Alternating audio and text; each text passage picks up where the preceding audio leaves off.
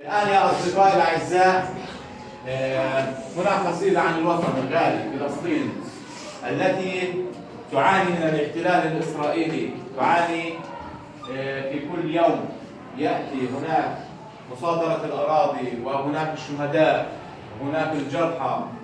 فلسطين غالية علينا، فلسطين وطن عزيز علينا، نحبها كثيرا ونغني لها في كل صباح مع زقزقة العصافير. هل تحبون فلسطين؟ نعم. إذا لنغني للوطن.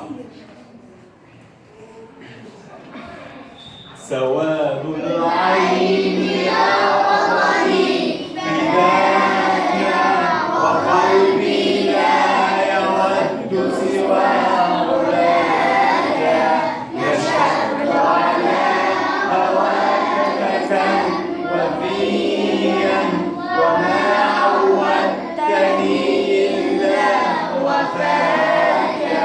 رضعت عن حليب هواك طفلا فعززني وشرفني هواك.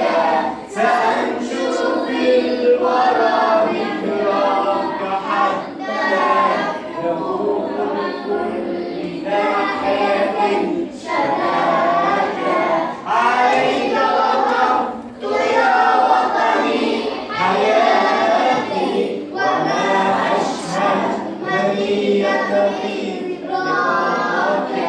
سواد العين يا وطني فداك وقلبي لا يود سوى مولاك، وشهدت على هواك فتى وفيا وما عودتني إلا وفاك. رضعت عن الحليب هواك طفلا فعززني وشرفني هواك.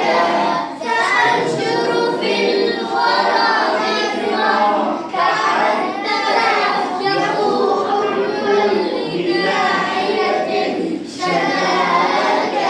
عليك وقفت يا وطني حياتي، وما أشهى منية رضاك.